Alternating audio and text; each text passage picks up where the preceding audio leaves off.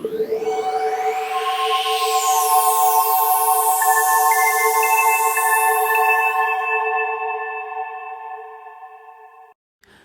semua, perkenalkan saya Asep Putra, lisensi promotor Stephen Brain Palembang.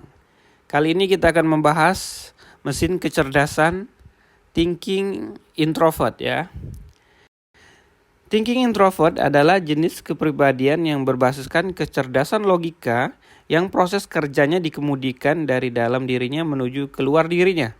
Sistem operasi pada tipe Thinking Introvert berada di belahan otak bagian atas di sebelah kiri.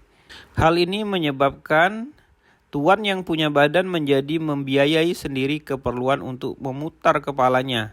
Energi yang datang untuk mengolah otak kiri datang dari diri tipe Thinking Introvert sendiri. Tipologi fisik. Mesin kecerdasan thinking sesungguhnya identik dengan tulang. Mereka memiliki tulang yang besar dan kuat. Dengan bentuk tubuh konstitusi yang piknis, terlihat unsur tulang secara proporsional menjadi dominan. Disebut piknis karena ukuran badan volumenya lebih kecil dibandingkan tipe lain, sementara volume tulangnya paling dominan dibanding tipe lain. Akibatnya, tulang kerangka penyangga beban yang lebih ringan sehingga mudah bergerak ke sana kemari. Itulah mengapa disebut piknis. Terlebih lagi tipe Thinking Introvert ditunjang oleh ketersediaan baterai atau charge yang ada di dalam dirinya, sehingga menyebabkan tipe thinking ini seperti memiliki tulang yang bertenaga. Meskipun proporsi tulang lebih dominan dibandingkan ukuran badannya, namun secara umum mesin kecerdasan thinking malas bergerak. Padahal seharusnya mesin kecerdasan ini mudah bergerak. Hal ini disebabkan tenaga yang tersedia dari mesin kecerdasan ini cenderung disedot oleh kepala. Penggunaan energi oleh kepala dapat memakan energi yang besar sehingga menjadikan mesin kecerdasan ini malas bergerak. Sifat khas. Jika menggunakan sudut pandang dunia psikologi, aliran perilaku, kepribadian dari Thinking Introvert mesti memiliki sifat perilaku khas yang dapat dibuktikan dan diukur dengan berbeda dari 8 kepribadian yang lain. Terutama 10 item yang bisa dibuktikan keberadaannya dan bisa diukur secara psikometrik. Inilah 10 sifat khas Thinking Introvert, yakni expert, on time, schedule, independent, fokus, truth, mechanistic, prudent, responsible, dan scam. Sebagai pribadi yang utuh, tipe Thinking Introvert memiliki sisi-sisi diametral sebagai berikut. Sangat logis, namun jika mentok malah bergantung pada faktor X. Mengelola secara hebat namun penakut untuk keluar dari zonanya. Di balik kemandiriannya, tipe ini menyimpan rahasia dan masking. Sebenarnya ia agresif tapi juga ingin diladeni. Selain itu, tipe thinking mengadili secara hitam putih, namun mudah diprovokasi. Jeli dan objektif, namun terkadang gagal menangkap kontekstual gambaran besarnya. Menjadi mesin profit yang mahir, namun sering terjebak oleh hal-hal sepele. Oleh karena itu, tipe ini perlu waspada dengan kelemahannya dan berusaha mengeksploitasi kelebihannya. Biasanya jika kelebihannya bergerak membaik, maka secara otomatis kelemahannya dari tipe ini akan tertutup dengan sendirinya.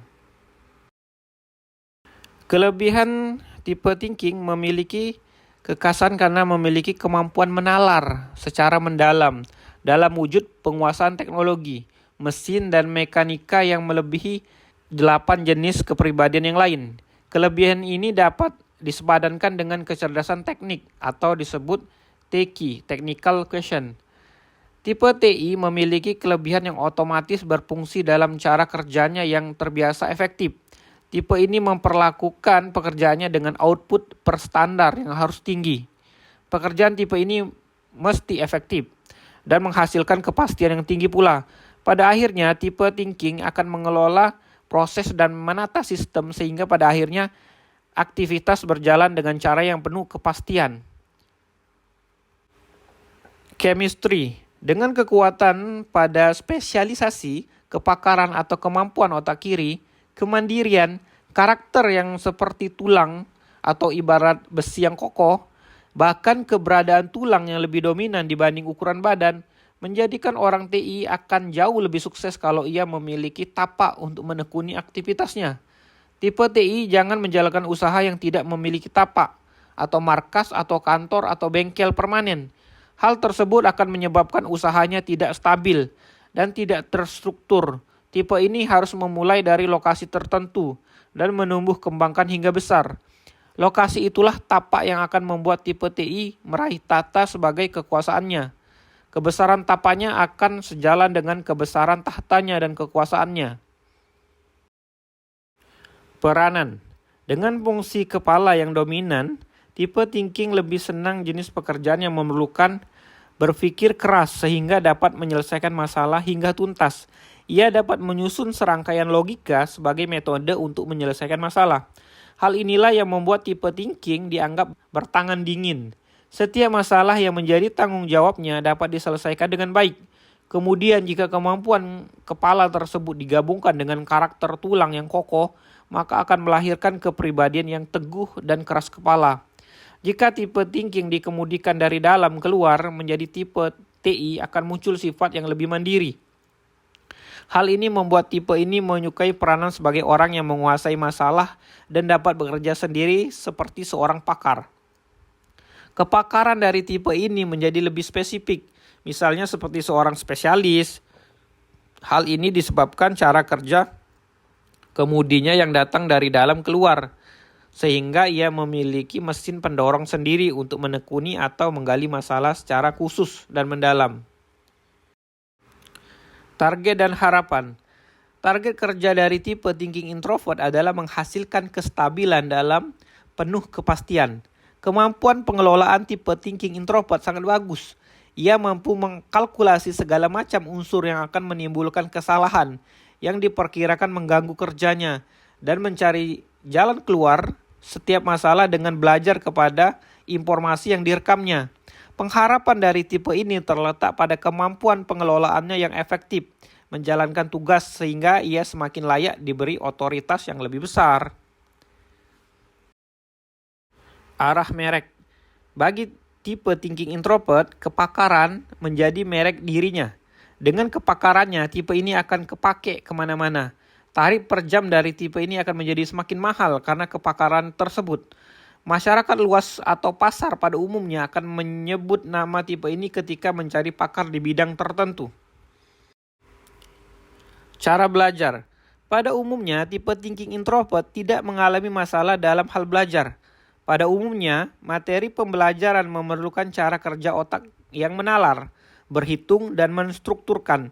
Pada tipe ini, ia sudah terbiasa menalar bacaan untuk mendapatkan logika isi dan intisari bacaannya. Otak kiri dari tipe TI selalu memerlukan folding dengan cara berpikir, atau pada dasarnya ia suka berpikir, baik diminta ataupun tidak diminta. Hasil akhirnya menyebabkan tipe thinking introvert menjadi orang yang paling lahap membaca buku pelajaran dan sekaligus menjadi orang yang tingkat penguasaannya paling tinggi terhadap isi pelajaran. Meskipun tidak dimotivasi, tipe TI sudah dengan sendirinya memiliki kemandirian untuk belajar. Tetapi untuk meningkatkan atau memelihara motivasinya, tipe ini dapat didorong dengan cara memberikan rekognisi dari orang yang dihormatinya. Rekognisi berbeda dengan pujian. Rekognisi lebih menyerupai sebagai penghargaan atau pengakuan bahwa pada dirinya ada kemajuan diberikan oleh orang yang dihormatinya, seperti ibu bapaknya atau gurunya atau seniornya atau bahkan dari lawannya yang diseganinya. Pilihan sekolah atau profesi. Prioritas utama jika ingin memilih jurusan atau profesi untuk tipe TI sebaiknya diarahkan pada satu di antara 5 pilihan industri berikut, yaitu riset dan teknologi, informasi teknologi, pertambangan, konstruksi, kesehatan, dan garmen.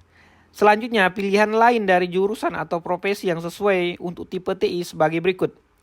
Manajer, eksekutif, yudikatif, manufaktur, bisnis properti, peternakan, peneliti, pabrikan, perminyakan, pengeboran, programmer, dokter, apoteker, ekonom, manajer, dosen atau guru, properti, insinyur, fisikawan, kimiawan, konsultan, konsultan manajemen, teknokrat, birokrat, pajak, produsen, quality control, auditor, ahli strategi, pelatih bola, pembuat kebijakan, sistem analisis, ahli rekayasa, developer, atlet, dan lain-lain. Di masa depan, pilihan profesi akan semakin beragam. Namun jika ingin memilih jurusan ataupun profesi patokan bagi tipe TI adalah mempertimbangkan 4 kata kunci, yaitu menalar, tulang, mandiri, dan mendalam.